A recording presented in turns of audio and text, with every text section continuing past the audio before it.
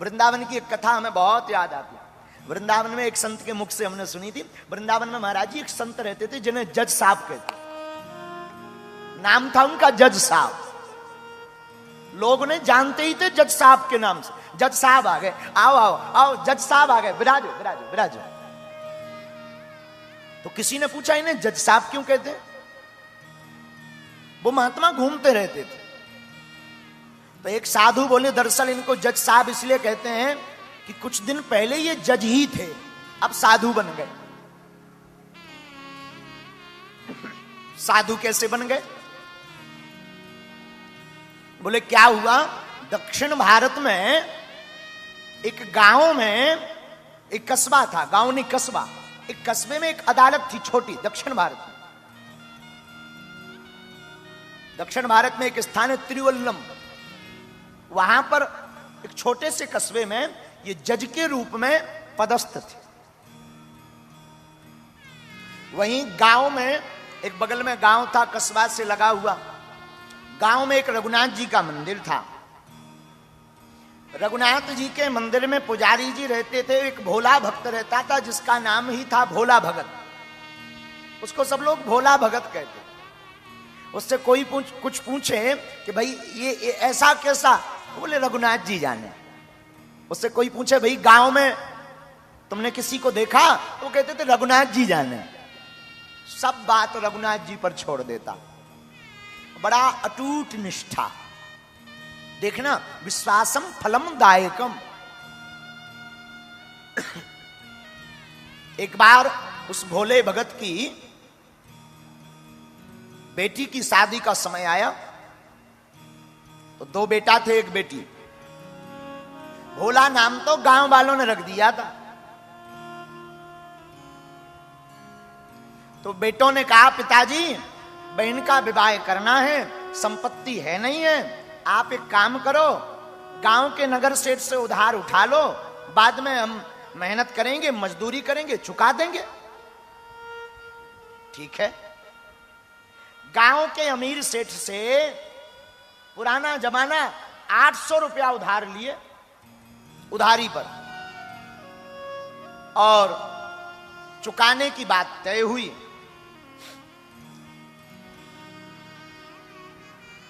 सेठ ने एक कागज लिया, उस पर लेखनी की, दस्तखत कराए, तो अंगूठा किया उसने।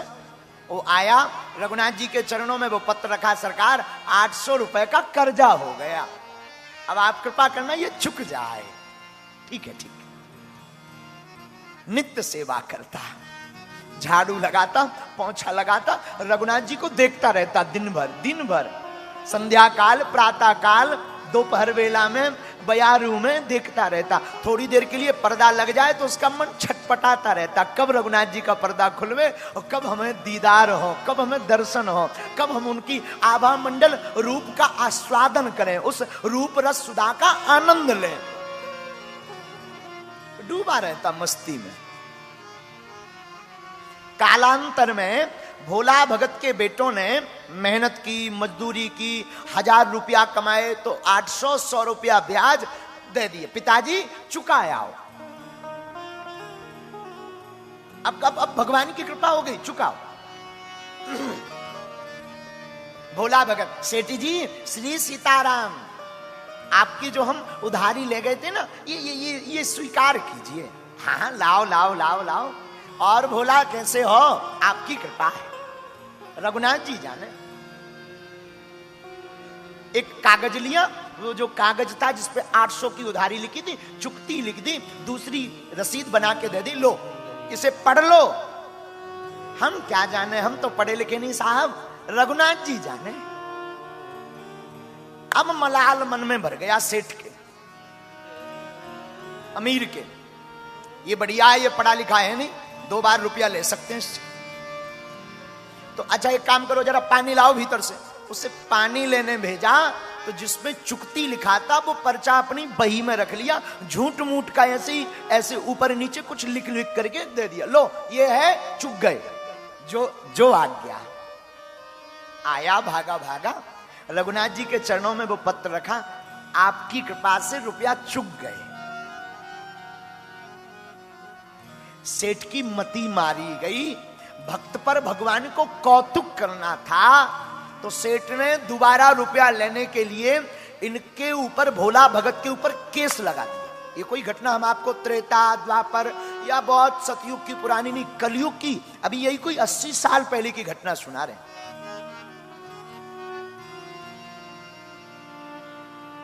और वो केस इन्हीं जज साहब की अदालत में गया।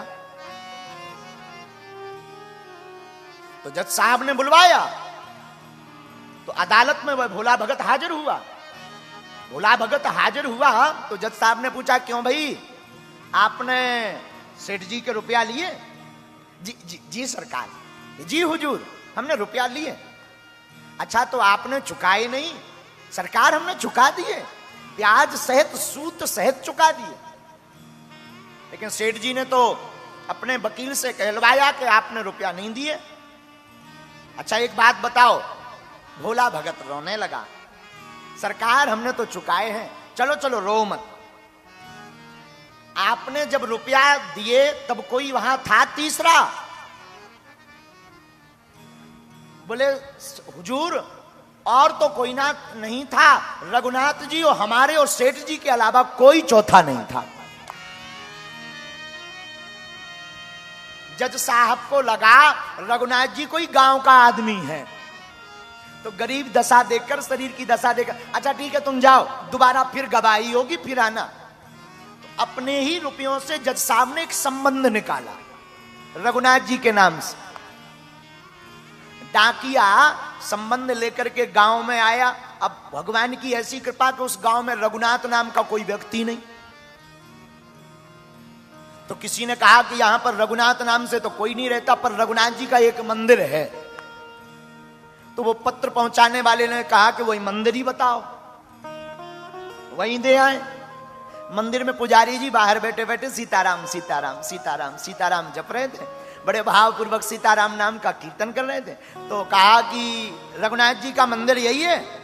पुजारी जी ने कहा, हाँ मंदिर तो यही है, ये संबंध आया है, हस्ताक्षर करो। अब पुजारी जी ने सोचा कि जब भगवान ने संबंध बुला ही लिया तो हम क्यों रोड़ा बने। उन्होंने लिए सो हस्ताक्षर कर दिया। उन्होंने लिया सो राम जी के चरणों में संबंध रख दिया। राम जी की तरफ देख के बोले, सरकार, आज तक फूल माला पुष्प वस्त्र बहुत आए, आपके पास संबंध पहली बार आया होगा, इसे भी स्वीकार करो। और संबंध को जैसे ही रखा तो बाद में के उस केवट भोला से पूछा कि भाई भोला, एक बात बताओ, तुमने रघुनाथ जी का नाम क्यों लिखवाया? तो भोला भगत बोला, हमारा इनके अलावा है कौन, हम किनका नाम लिखवाएं? अब तो आंखें भर आई भोला की। भोला को पूरी बात पता लगी, पुजारी जी को पता लगी, तो संबंध में लिखा था अमुक तारीख को उपस्थित होना है। अब तो हाथ जोड़कर भोला रोने लगा, प्रभु की तरफ देखे, हरि बिना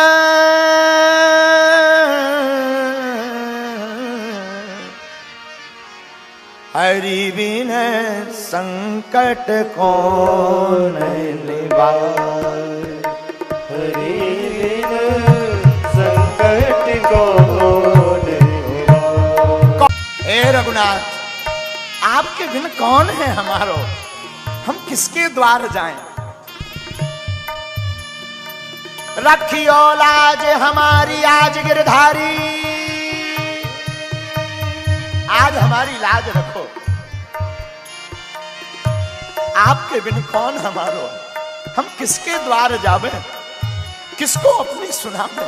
भोला भगत रोने लगा, आंखों में झरझर आंसू बहने लगे। समय आ गया जिस दिन गवाही प्रस्तुत होनी थी। एक दिन पहले ही भोला भगत को पुजारी जी ने कहा कि तुम चले जाओ, दूर का मामला है, पहुंच नहीं पाओगे, तुम जाओ, आगे जाओ। उसने अपना कपड़ा पड़ा लिया, अपना सामान लिया, भगवान रघुनाथ जी की तरफ देखा, प्रणाम किया, आंखों में आंसू भरे, दीनहीन बेचारा कपड़ा लेकर के चला गया। एक दिन पहले ही दूर का मामला। रात भर अदालत के बाहर सोता रहा।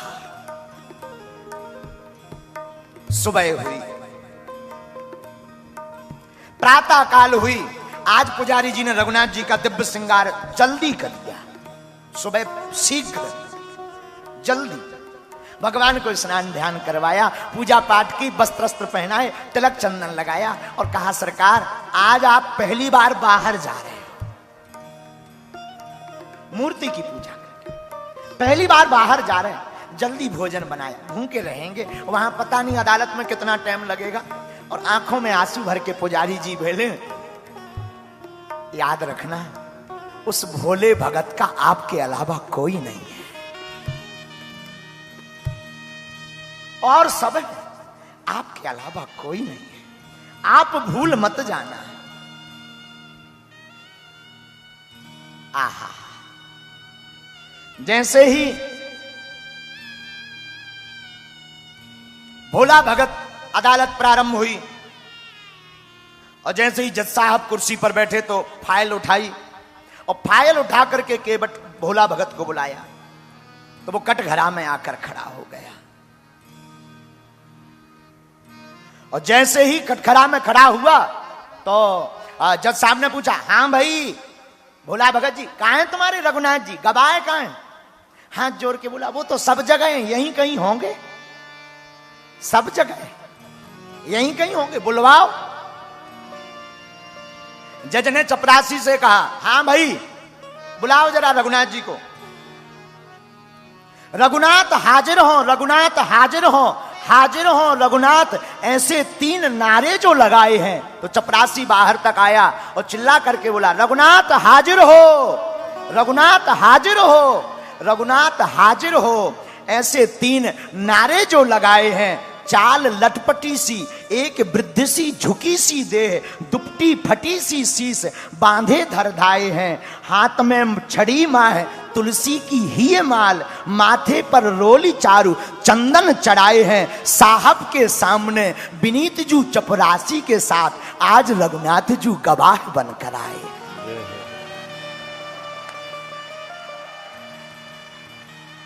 आज रघुनाथ जू गवाह बनकर आए, हाथ में एक छड़ी लिए हुए, कपड़ा फटे से भगवान पहने, मस्तक पे चंदन भगवान लगाए, शरीर कांप रहा। और चपरासी ने आवाज लगाई, रघुनाथ हाजिर हो। तो आवाज दूर से आ रहे आ रहे आ रहे। साहब के सामने विनीत जू चपरासी के साथ आज रघुनाथ जू गवाह बनकर आए। आकर रघुनाथ जी जो दुनिया के दाता हैं वो आज कटघरे में खड़े भये। कटघरे में खड़े भये तो चौंक गए सेठ, ये कौन आ गया? सेठ की आंखें फटी रह गई, आंखें फटी रह गई। तो भगवान ने पूछा, क्यों भाई रघुनाथ जी? और ये भोला भगत ने सेठ जी को रुपया दिए तब तुम वहां उपस्थित थे? रघुनाथ जी ने कहा, जी सरकार हम वहां पर थे। आपको अगर विश्वास नहीं होता है तो सेठ को यहीं बंदी बना लो और इसकी 32 नंबर की डायरी उसके मकान में रखी है, उसके बीच में वो कागज रखा है जिस पर चुक्ति के हस्ताक्षर हैं, उसे उठवा लिया जाए। भगवान तो अंतर्यामी है, प्रभु तो अंतर्यामी है।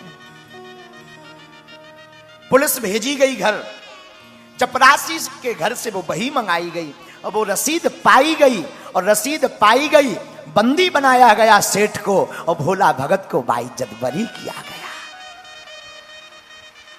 लेकिन जज का मन नहीं माना, बाद में अपने केबिन में जज गए